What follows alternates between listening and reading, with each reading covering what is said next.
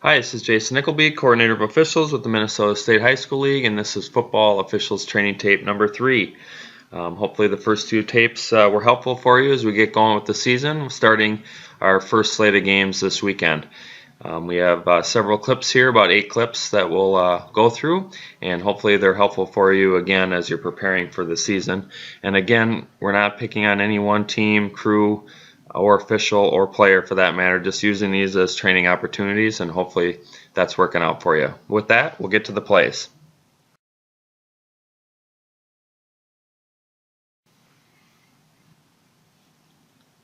On this first clip, I want to talk about philosophy as it relates to procedural fouls like false start, shift, motion, those kind of things. And then I want to talk about the announcement, which is very well done. So first thing, philosophy-wise, when we're talking about procedural fouls, so basically 5-yard fouls, we want to make those big, big, big. Make sure that grandma in the 50th row can see it. Those are the kind of fouls we're looking for. So this one is a little tight. If we have to break it down super slow motion, then it's not big enough. So we got to make sure that for procedural fouls, again, we want to make sure that these are really big, really obvious. Same thing with formations. If they're just a hair off of the line, those kind of things, let's not make that a foul. Try to warn them when they can. Now, if they're in the flying V, like for Mighty Ducks, then we're gonna have to call those. If that's Canadian League motion, then we're gonna have to call those. But other than that, we want to make it really big on procedural fouls. And then the announcement by the referee is excellent. Just try to come to a stop if you can. False start, offense number 3, 5-yard penalty, and then second down. So that's going to back up.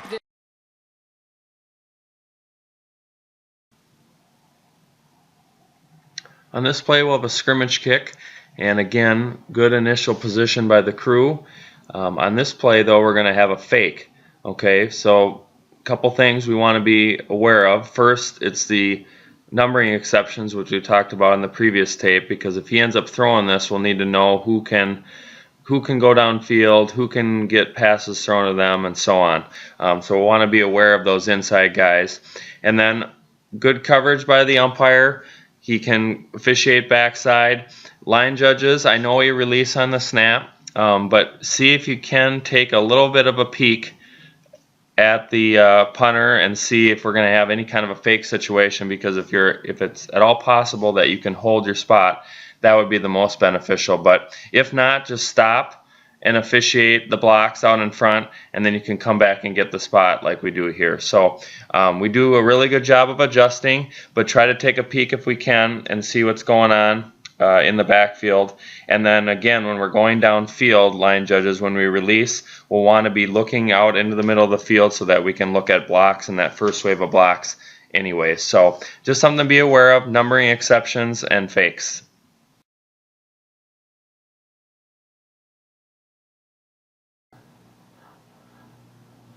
Okay, we'll have a free kick here. Just a reminder of our mechanics on kickoffs: H&L, initial position, goal line pylon, officiating blocks, working our way forward.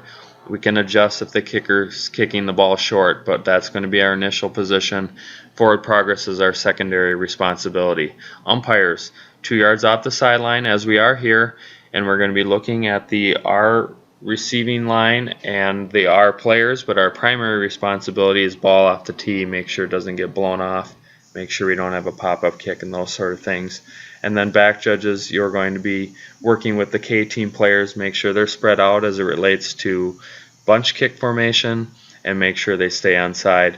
Both back judges and umpires, wait till K crosses your face before you come onto the field between the numbers and the hashes.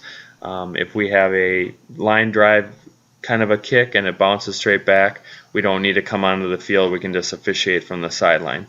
Now on this play, we'll have a kickoff out of bounds, and on a free kick, it should be called a free kick out of bounds if it is kicked out of bounds between the goal lines and it is untouched by R, which it is in this case.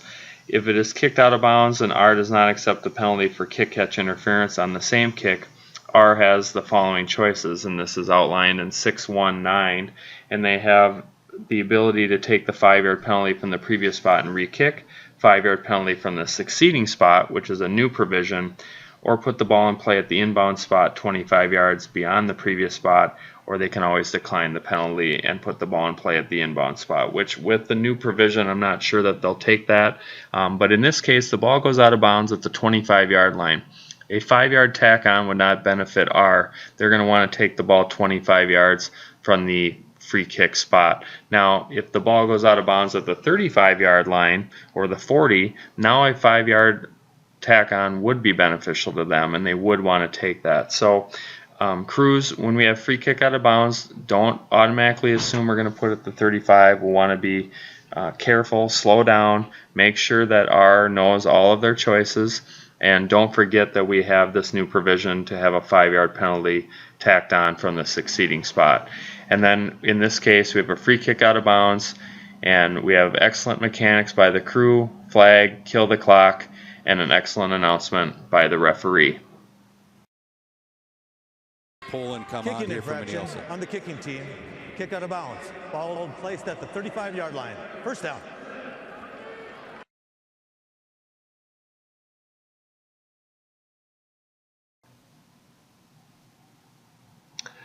On this play, we'll have a procedural foul, an encroachment foul on the defense. And I just want to talk about our mechanics of handling procedural fouls, reporting to the referee, and then the subsequent announcement. So good job of the pre-snap mechanics. We're now in good position to officiate. And we have an encroachment by the defense. And we'll have a flag. We'll kill the clock, which is well done here. When we have multiple flags, referees, make sure we don't go too quick, because if one official has one thing and one has another, we'll want to make sure that they communicate before providing you that information. So line judges and head linesmen, and umpires for that matter, and potentially the referee as well, if there's multiple flags, make sure you get to each other, communicate what you have, and then referee, you can flip on the mic and make the announcement. So, and you might have to come all the way in to have this conversation. Don't give preliminary signals, wing officials or umpire, to the referee regarding your foul if there's multiple flags, because we don't want to have conflicting signals. And then with the announcement, make sure you have the information, and then you can give it, and then we have a good announcement by the referee. The only thing I would say is, being picky, is you don't have to say repeat third down. You can just say third down, because we never did have third down. That's being very picky. Overall, very good announcement, very calm, very clear. So again, communicate as a crew as to what you have. If we have multiple flags down, then you can turn to the referee and give him the information before he makes his announcement. And again, excellent announcement by the referee. Dead ball, encroachment, defense number 52, 5-yard penalty, play third down. He was not drawn off, and now a 3rd and 8 becomes a 3rd and 3.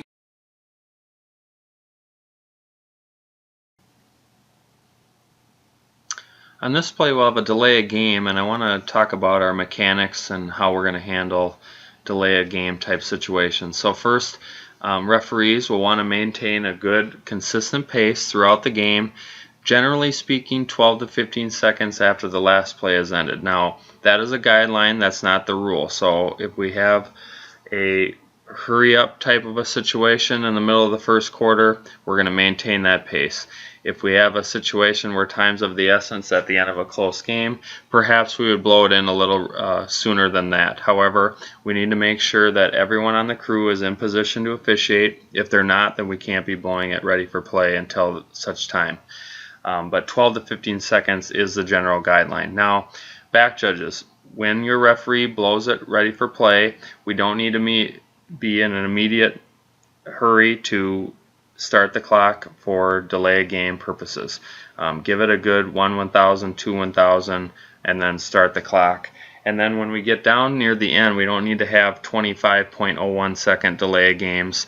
Try to give them as much time as they can. We're going to be looking at the ball, see if it's away before we get to that 25 seconds. If you can, try to warn. If it's really bad, then you might have to call it, but try to warn if possible, and then you can call it on the second or third occasion. But we don't want to have ticky-tack delay a game situations. Now in this case we have the clock up on the scoreboard, so it's really kind of out of our hands. If it hits 0 on the board and we're looking at the ball and it still hasn't been snapped, then we really have no choice but to call it. But if you're operating the clock on the field, back judges, let's not make it ticky-tack.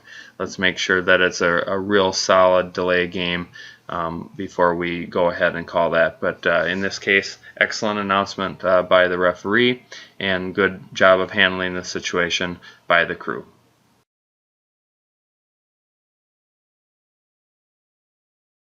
Delay of game. Dead ball foul. Delay of game offense. 5-yard penalty. And it's 4th down. But it's so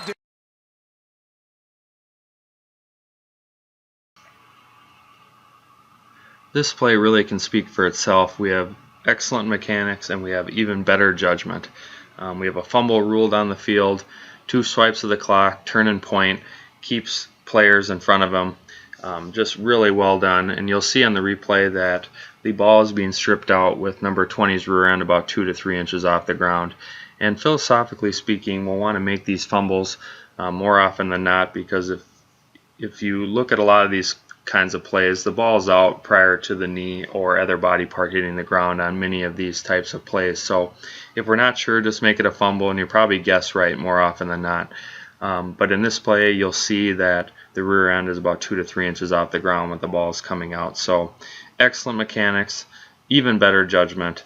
Well done by the head linesman here.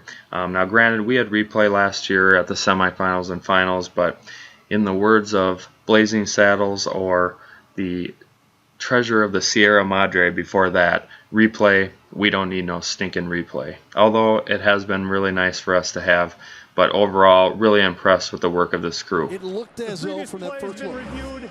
The ruling on the field has been confirmed. There we go. Okay, ball, 1st down. Well, that was fun. Yeah, that was quick. Yeah. I wanted to savor impressed. that a little more. Congratulations, everybody involved. A first.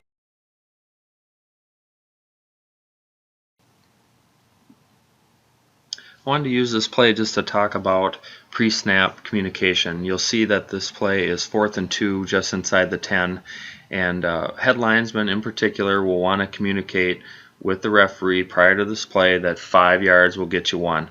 So you might put a hand on your chest or whatever signal you give to your referee, but this will indicate that if we have a penalty, the referee will know prior to making the announcement that we're going to have a 1st down as a result of the penalty enforcement.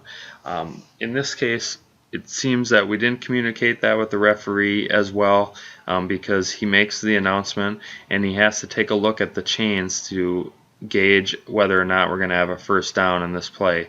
But even so, he makes an excellent announcement and good calm signals. But just make sure we communicate this information with the referee prior to, so he doesn't have to look over at the chains prior to making his announcement.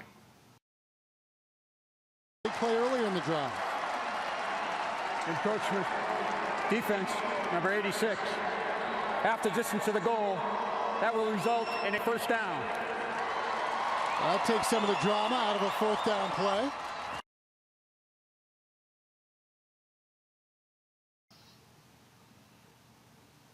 On this play, we'll have the last play of the 2nd quarter, and it's another example of excellent officiating.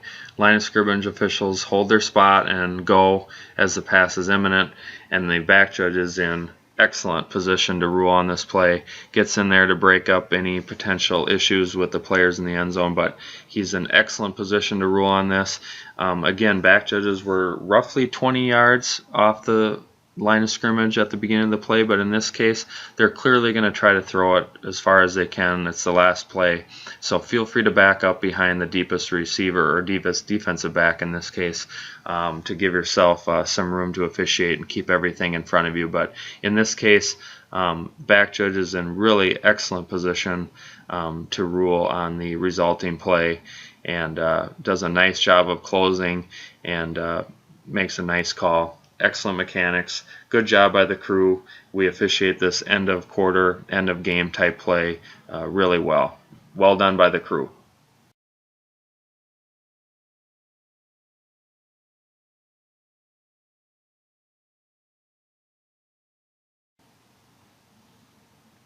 Okay, that's it for this week's training tape. Hopefully these plays have been helpful for you. Again, you don't have to agree with all of the philosophy or statements, but just trying to get a discussion going with your crew as we get going with the season. And good luck to all of our crews that get started this week, Thursday and Friday games. Best time of the year. Have a great time, and don't forget to smile, and we'll talk to you next week.